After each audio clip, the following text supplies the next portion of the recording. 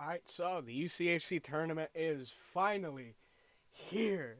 Now, before I even say anything about the game between Arcadia and Utica in the first round, tickets are currently on sale for the first and second games. Um, and that is if Utica wins the first game and if Utica wins the first and then their second game to go to the championship. Tickets will become on sale March 4th. So, there's that, and anyone who's a season ticket holder, obviously, season ticket renewal is out already. It's a little early, but, it's hockey. So, it's about that time for hockey, so, because it operates early. Now, looking at this game tomorrow, I am recording this the night before, so I say tomorrow, I will mean the day of the game. They're just coming off a two-game weekend series against Arcadia. It's the only Wednesday game Utica has had this season, the only one it will have for the rest of the season. Every other game will be a weekend game for Utica coming up. And it's going to be big. I mean, Arcadia is not a team I would necessarily worry about. And the only thing about that is playoffs are a different beast. I will say that all playoffs for any team in any sport, playoffs are a different beast, especially when you're going in and you say, "This game's do or die." You can come in and you can play your hardest, but a team can flip. It can be one team one day and one team the next day. I mean, we've seen it with teams that Utica's played this season. It happened when Utica really got in penalty trouble against Chatham during the game where they only won by 2 or 3. I think it was 6-4 victory in the odd. You saw that with the second game against Newman, where they really came out on fire in the second game at first and made it tough.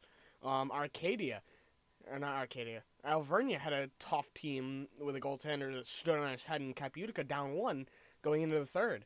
And I think that's going to be Utica's biggest flaw is if they hit a goalie that gets red hot at the right time. It's going to be hard. I mean, Utica's a team that pours a lot of shots on. Tomorrow, I'm going to have out on my Twitter the total goals per game and shots per game, but I checked it before the second Kings College game. It was hovering about 52. Utica shot a couple 60-shot games after that, and I did take into account that second Kings College game, I think, when I last checked. I don't have the number off the top of my head, but now it's going to be more closer to the 55 mark probably, hovering between that, or around that 55, 57 mark probably.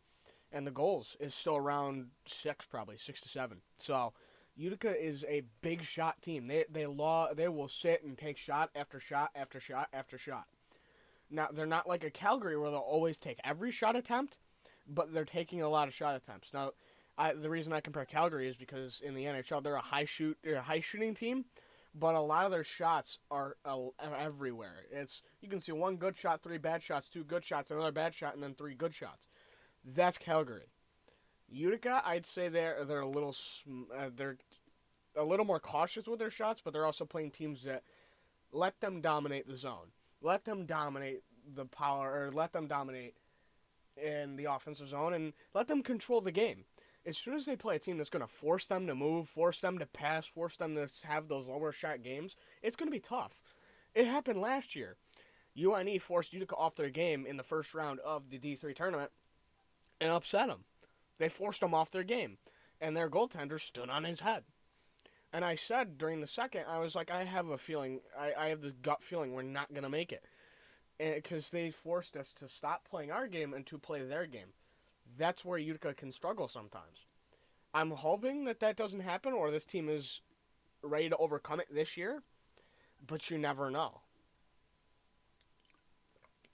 And, I mean, as of right now, I don't necessarily worry about Arcadia. I mean, Landsberger's putting up a .925 all season with 503 saves, and he's got 22 wins and 4 shutouts.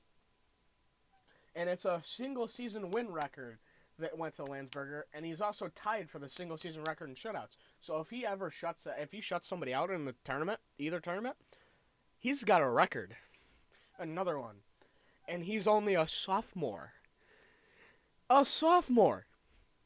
How is he going to play when he's a senior? That's what I'm excited to see. And obviously you have Remy Parker, who's still been a consistent threat that's scored a point every game since trying. Actually, I think from trying on. He had a 4-point weekend again last weekend. It's another multi-point weekend. And not only that, you have a Utica team that's coming in. He has 10 goals in 10 games. That's really helping this Utica team. Not only that, this is a team that's won their 3 UCHC championships. They're looking to get number 4. The biggest teams that can get in their way is going to be probably a Manhattanville.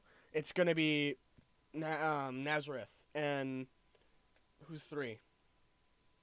Stevenson. That's only in, and I only mean in the UCHC. Those 3 are probably the biggest obstacles because Manhattanville's a rival, and sometimes they're sneaky when they play us because rivalry games are also a different kind of beast. So when you put rivalry and playoff together, that's a whole different game. That's a whole different game than a regular season game against a team that you don't have a rivalry against. It's completely different. It's complete different atmosphere, complete different look, complete different push.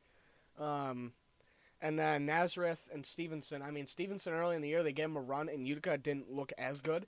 I think if Utica played him now, it'd look a little different. But you never know. They took him to the wire both times.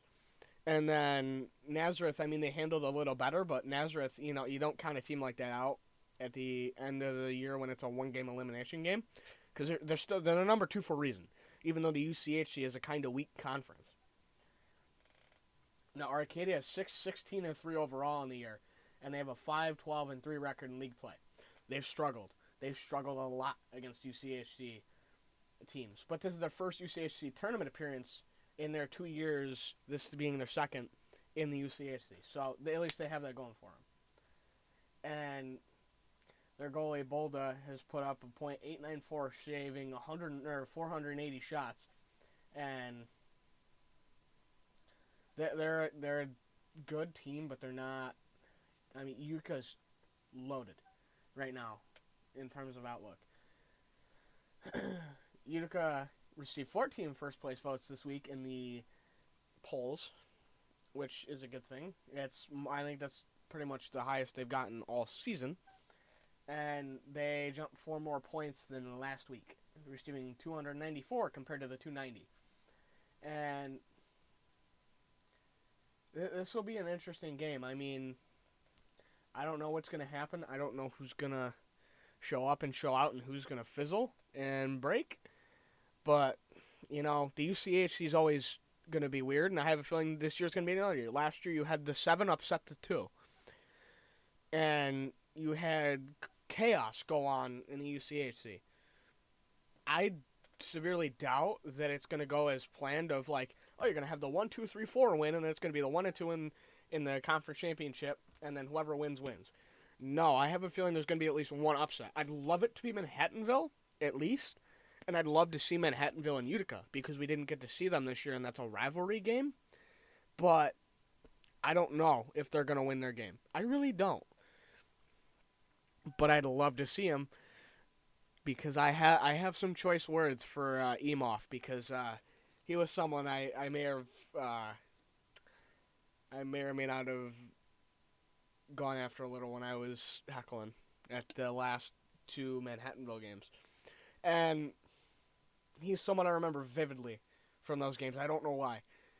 Him and I don't remember who it was. I think it was number 15 for Manhattanville was the one that was jawing after the game ended, the first game of this season's series. He may be in for a rude awakening because Utica fans don't forget. They don't. And if they do, you got me to remind them. And the herd will be there. The herd's going to be the big key factor. And they got Manhattanville to last year squirt some water at them. I think they can do it again. I think they really can. And I can't wait. I would love to see them in the building because the crowd would be relentless. I would be relentless because I love to heckle some of those guys. Because they, that's all rivalry for you. You love to get at your rivals more than anybody. Anyone in that building that's a Utica fan, well, anybody of any sport will tell you that. The rivalry games are the funnest to talk at. Like go back and forth with somebody, or even like heckle somebody. It's the greatest because that's a team you want to beat. Even if you're not playing, you're like, this is the team I want gone. Rivalries are always something different. But anyways, that's the take on the game. No, I guess I'll see you later in the week with more content, I guess. Peace.